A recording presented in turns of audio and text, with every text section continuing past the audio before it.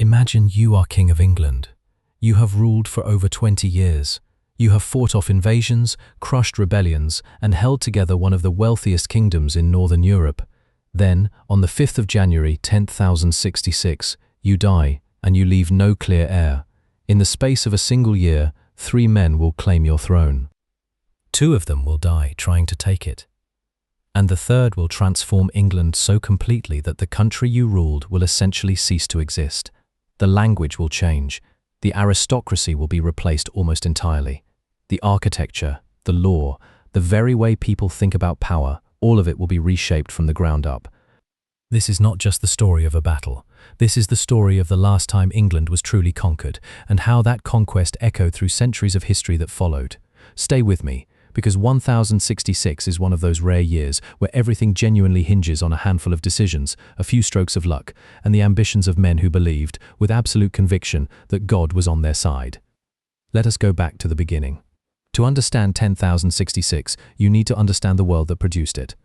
England in the mid-11th century was not the unified, stable kingdom it would eventually become. It was a patchwork, a realm stitched together from Anglo-Saxon traditions, Viking settlements, and Danish political influence, all held in uneasy balance by a monarchy that depended heavily on the cooperation of powerful regional earls. The king at the center of this story is Edward, known to history as Edward the Confessor. He had come to the throne in 1042, after a long period of Danish rule under Knut and his sons. Edward was Anglo-Saxon by blood, but he had spent most of his childhood and young adulthood in Normandy, across the Channel in what is now northern France. He spoke French. He surrounded himself with Norman advisors and churchmen. He built Westminster Abbey in the Norman Romanesque style. In many ways, Edward was a man caught between 2 worlds, Anglo-Saxon by heritage, Norman by culture and preference. This matters enormously, because it created the fault lines that would crack open in 1066. The most powerful man in England during Edward's reign was not the king himself. It was Godwin, Earl of Wessex, and after Godwin's death in 1053, his son Harold.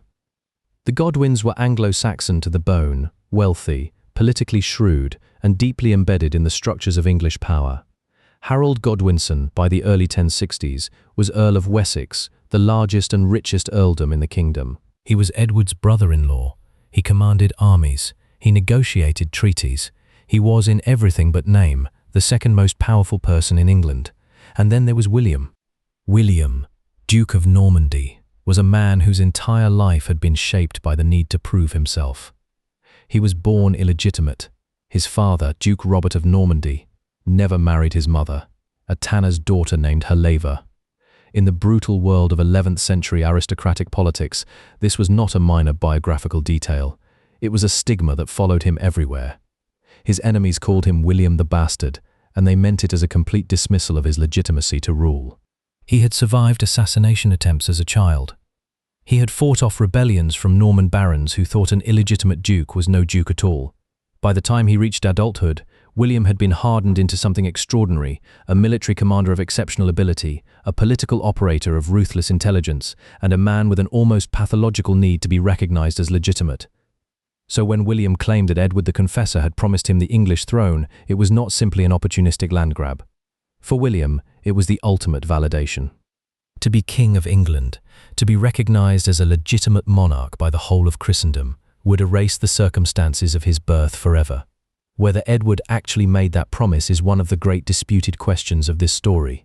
Norman sources say he did, around 1051, when Edward was in conflict with the Godwin family and may have been looking to secure Norman support. English sources are less certain. What we can say is that William believed it, or at least acted as though he believed it, with complete conviction. Now here is where the story becomes genuinely extraordinary. Sometime around 1064 or 1065, the exact date is uncertain, and historians have debated it for generations. Harold Godwinson sailed across the Channel. Why he went is itself disputed. Norman sources, most famously depicted in the Bayeux Tapestry, suggest he was sent by Edward to confirm William's succession. English sources suggest he was blown off course on a private journey. Some historians think he may have been trying to negotiate the release of hostages held by William. Whatever the reason, Harold ended up in Normandy, and while he was there, something happened that William would use to devastating effect in the months ahead. Harold swore an oath, according to Norman accounts, and this is explicitly shown in the Bayeux Tapestry. Harold swore on holy relics to support William's claim to the English throne.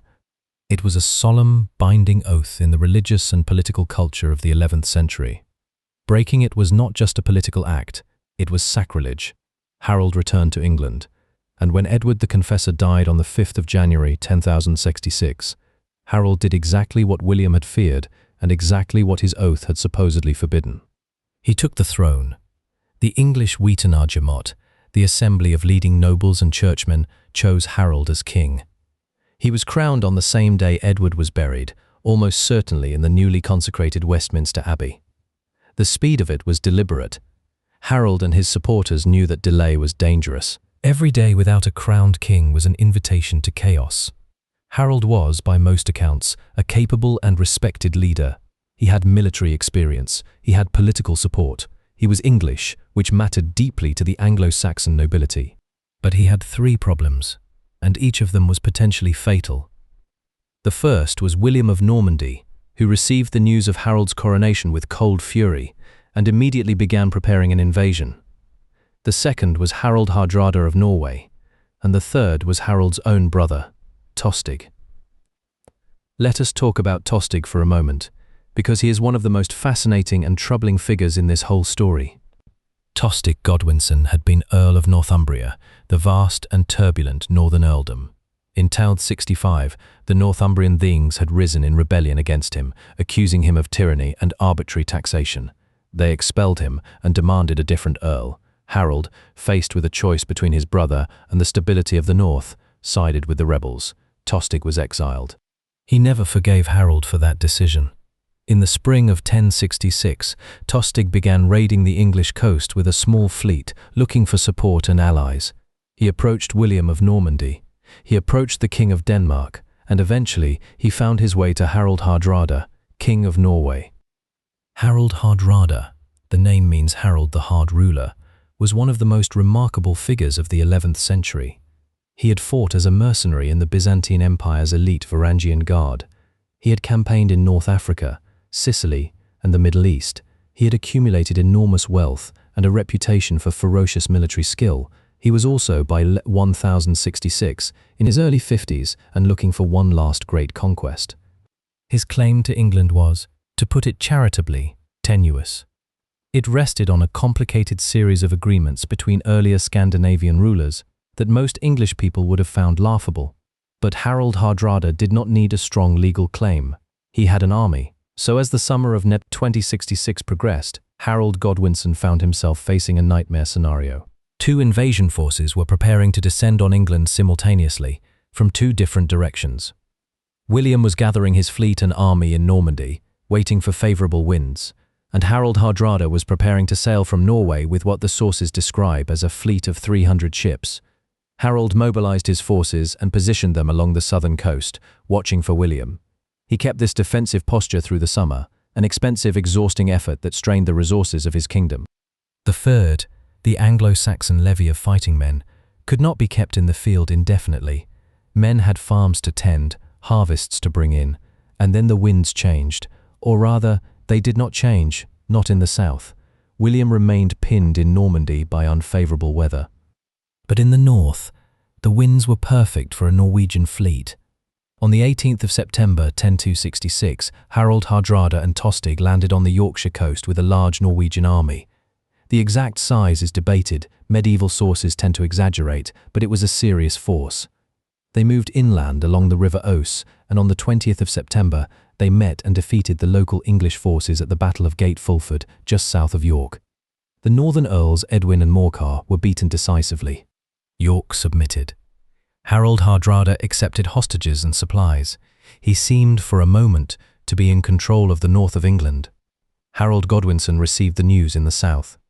What happened next is one of the most impressive military feats of the entire medieval period.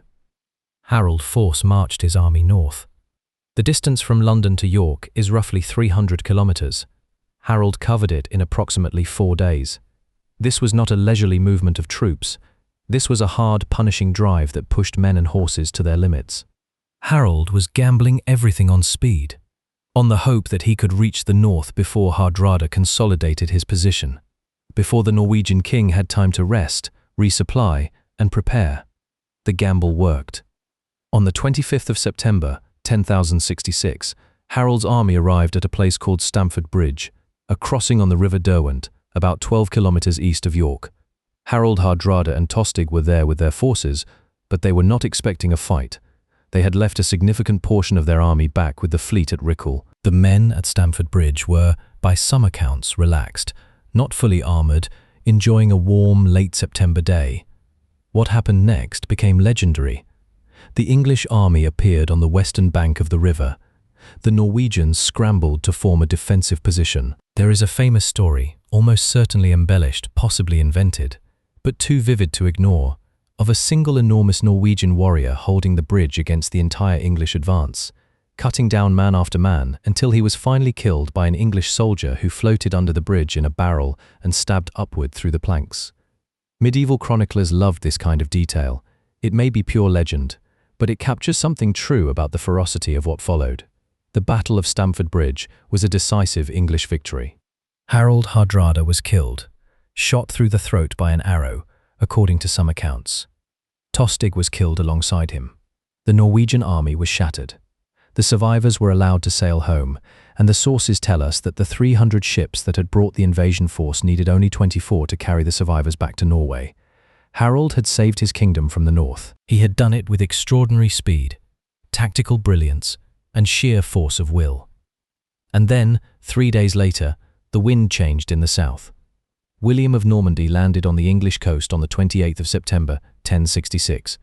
His fleet came ashore at Pevensey, in Sussex, and his army, a force of perhaps 7,000 to 8,000 men, including cavalry, infantry, and archers, began moving through the countryside. Harold received the news at York, still celebrating his victory at Stamford Bridge. Here is where historians have argued for centuries. Should Harold have waited? Should he have rested his army, gathered more forces, allowed William to exhaust himself in the south while English reinforcements converged from across the kingdom?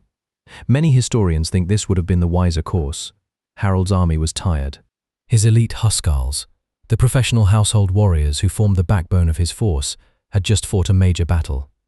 The third levies were exhausted from weeks of campaigning, but Harold moved south with the same speed he had moved north.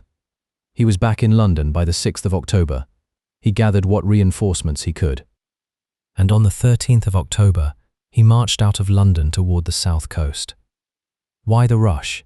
Several theories have been proposed. Harold may have wanted to prevent William from ravaging Sussex, his own earldom, the heartland of his family's power and wealth. He may have been concerned that delay would allow William to strengthen his position or attract English defectors. He may have simply been a man whose instinct was always to attack, to move, to seize the initiative. Or he may have been overconfident after Stamford Bridge. He had just destroyed one of the most feared warriors in Europe. Perhaps he believed he could do it again. On the 14th of October, 10,066, the two armies met near Hastings. Let us pause here and think about what was at stake, because it is worth dwelling on for a moment. Two armies, each numbering in the thousands, were about to decide the fate of an entire kingdom, and though neither side could have known it, the future shape of a language spoken today by hundreds of millions of people around the world. The outcome of the next several hours would determine whether England remained an Anglo-Saxon and Scandinavian culture, connected to the north, to Denmark and Norway and the world of the Vikings, or whether it would pivot south and west, toward France, toward Rome, toward the Latin Mediterranean world. Harold positioned his army on a ridge, Senlac Hill, as it would later be called, with his flanks protected by marshy ground. It was a strong defensive position. The English fighting style depended on exactly this kind of ground. Harold's men formed a shield wall. The classic Anglo-Saxon defensive formation, warriors standing shoulder to shoulder, shields overlapping, presenting an almost impenetrable barrier to frontal assault. William's army had a crucial advantage that Harold's lacked. He had cavalry, mounted knights with a shock weapon of 11th century Norman warfare, capable of breaking infantry formations that had already been weakened and disordered. He also had archers who could rain arrows down on the English position from a distance. The battle began in the morning and lasted, extraordinarily, until dusk. This was not a quick, decisive clash. It was a grinding, brutal, hours-long struggle that went through multiple phases and came close more than once to going the other way. The Norman infantry and archers attacked first. The English shield wall held. The Norman cavalry charged. The shield wall held again. At one point, according to the sources, the Norman left flank broke and fled in panic, and a section of the English line, against Harold's orders, apparently broke ranks to pursue them. This was potentially catastrophic for the English. Those who pursued were cut down by the Norman cavalry when it rallied and turned. Whether this Norman retreat was genuine panic or a deliberate tactical feint is one of the great debates of the battle. The Normans certainly used feigned retreats as a tactic. William's army had practiced it. But it is also entirely possible that the initial retreat was real, and that the Norman commanders simply recognized the opportunity when the English broke ranks. What is clear is that the English line was weakening as the afternoon wore on. The shield wall that had been nearly unbreakable in the morning was thinning. Men were dying. The furred levies, less experienced than the Huscarls, were struggling to maintain their discipline under hours of sustained pressure. And then Harold was killed. The exact circumstances of his death are, like so much of this story, disputed. A famous image from the Bayeux Tapestry, a figure with an arrow in his eye, labeled with Harold's name, has been interpreted and reinterpreted for centuries. Some historians believe the arrow in the eye story is accurate. Others argue that the figure being cut down by Norman cavalry nearby is the true depiction of Harold's death. The truth is, we do not know precisely how Harold died. What we know is that he died on the battlefield, and that when he fell, the English resistance collapsed. The English army broke and fled. William of Normandy had won, but let us stay with that moment a little longer, because the margin of victory was narrower than the outcome suggests. Harold had come very close. His shield wall had held for hours against a sophisticated combined arms assault. If the English flanks had not broken in pursuit of the retreating Normans, if Harold had survived the afternoon, the battle might have ended differently. William himself, according to the sources, had 3 horses killed under him during the fighting. He was in the thick of it, personally at risk, and at one point had to lift his helmet to show his men he was still alive when a rumor spread that he had been killed. History, as always, turned on small things. In the days after Hastings, William moved carefully. He was not yet king. He had won a battle, but England was a large and complex kingdom, and there were still powerful English nobles, still surviving members of the royal family, still the possibility of organized resistance. He marched to Romney, then to Dover, securing the ports. He moved to Canterbury. He circled around London, burning and ravaging the countryside to demonstrate his power and to cut off the city's supplies. It was a calculated strategy of terror, not mindless destruction, but deliberate pressure designed to break the will of the English leadership to resist. It worked. The remaining English nobles and churchmen, the Witenagemot that had crowned Harold, met and debated their options. They had briefly considered Edgar the Atheling, a young boy of Anglo-Saxon royal blood, as a rival king, but Edgar was a child, and England needed a warrior. The support for continued resistance crumbled. On Christmas Day, 1066, William the Conqueror was crowned King of England in Westminster Abbey, the very church that Edward the Confessor had built, the church where Harold had been crowned less than a year before. The ceremony did not go entirely smoothly. When the congregation inside the abbey shouted their acclamation, as was the custom, the Norman guards outside heard the noise and panicked, apparently fearing some kind of attack or uprising. They began setting fire to buildings near the abbey. The ceremony continued inside amid the smell of smoke and the sounds of chaos outside. It was, in a way, a fitting beginning for a reign that would be marked throughout by the tension between conquerors and conquered. Now let us talk about what happened next, because the conquest of 1066 was not a single event. It was a process, brutal, transformative, and decades long. William's first challenge was simply holding what he had won. The English did not simply accept Norman rule. There were rebellions, particularly in the north. In 1069 and 1070, a serious uprising in Yorkshire, supported by a Danish fleet, threatened to undo everything William had achieved. His response was the event known to history as the Harrying of the North, a systematic campaign of destruction across Yorkshire and the surrounding regions that was designed to eliminate any possibility of the North being used as a base for resistance. The Harrying of the North is one of the darkest episodes of William's reign, and it is important not to minimize it. Contemporary sources describe widespread devastation, villages burned, livestock slaughtered, food stores destroyed. The Domesday Book, compiled in 1086, still shows large swaths of Yorkshire recorded as wasteland 16 years after the campaign. Estimates of the death toll from famine and displacement in the aftermath vary widely, but the scale of suffering was real and significant. William himself, on his deathbed according to one account, expressed some remorse for the harrying. Whether this reflects genuine guilt or simply a dying man's conventional piety is impossible to say. But it tells us something that even in the 11th century, the campaign was understood to have crossed a line.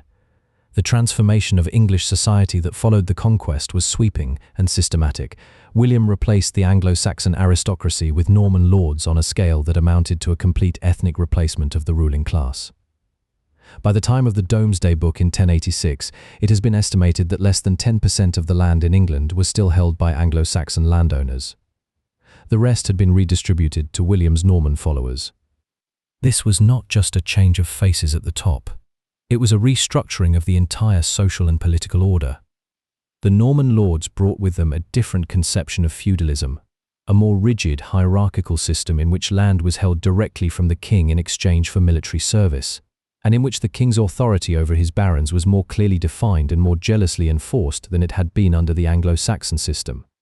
William introduced the feudal system to England in a form that was, by European standards, unusually centralized. He was determined that no English baron would become what the great earls like Godwin had been, effectively autonomous powers capable of challenging the crown. The Norman settlement was designed, from the beginning, to prevent the kind of overmighty subject that had made Edward the Confessor's reign so complicated. The language consequences of the conquest are astonishing and deserve their own moment of attention, because this is one of the great wow facts of 1026. Before the conquest, the language of the English court, the law, literature, and administration was Old English, a Germanic language closely related to Frisian and Old Saxon, with significant Scandinavian influence from the Viking settlements of the preceding 2 centuries.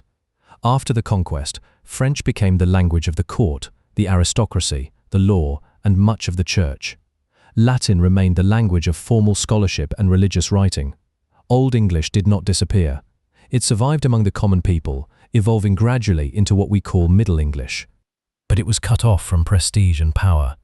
For roughly 3 centuries after 1036, the ruling class of England spoke French. The legal system operated in French and Latin. Sophisticated literature was written in French. And then something remarkable happened. Over those 3 centuries, the 2 languages began to merge. French vocabulary flooded into English in enormous quantities, particularly in the areas of law, government, cuisine, fashion, and military affairs, all the domains where Norman French speakers were dominant. The Germanic core of Old English remained, providing the basic structural vocabulary of everyday life, the words for family, for the body, for the natural world, for simple actions. The result was Middle English, and eventually Modern English, a language of extraordinary richness and flexibility precisely because it had absorbed 2 major linguistic traditions.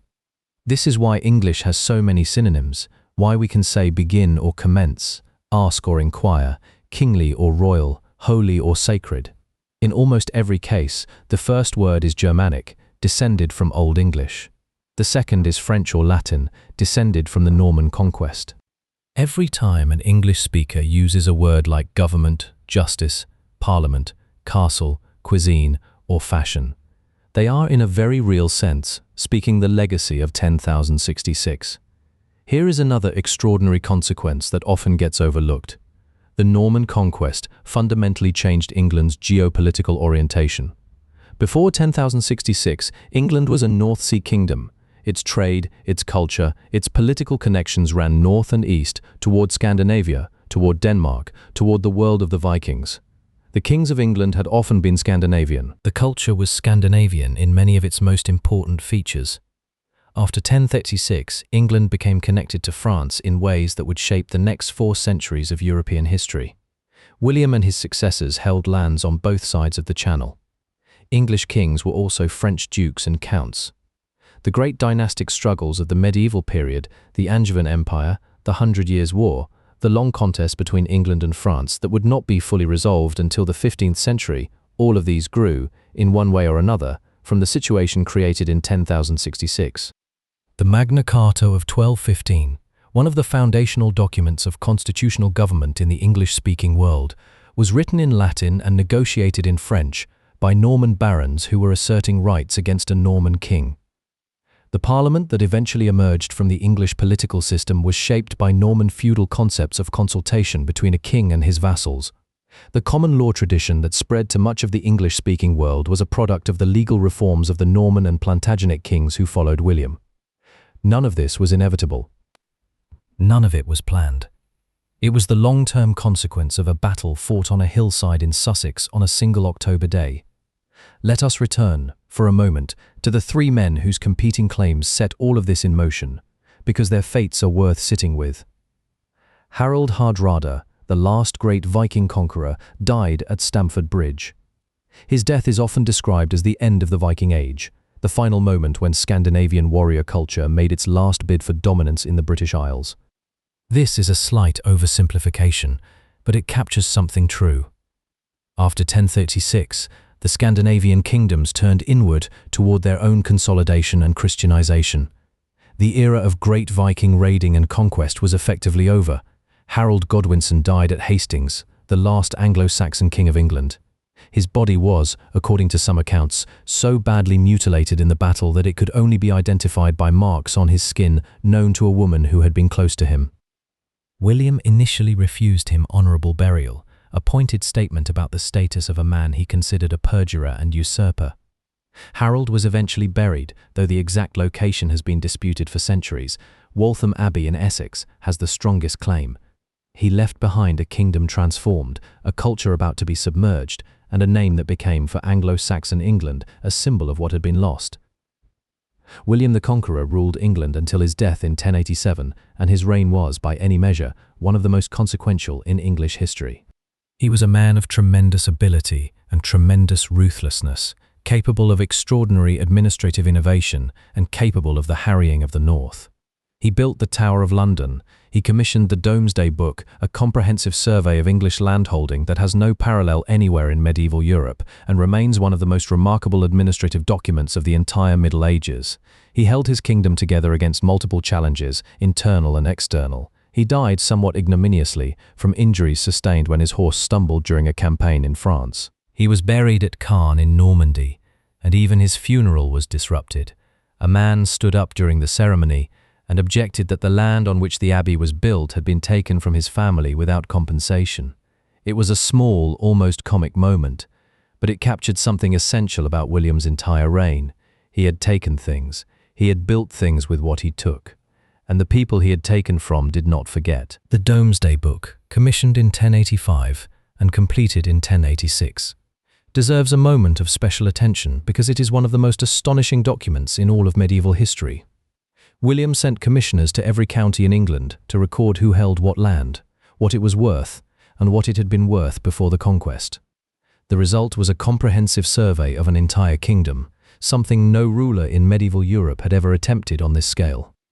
The name Domesday, from the Old English word for Judgment Day, was given to the book by the English people, and it tells you something about how they experienced it.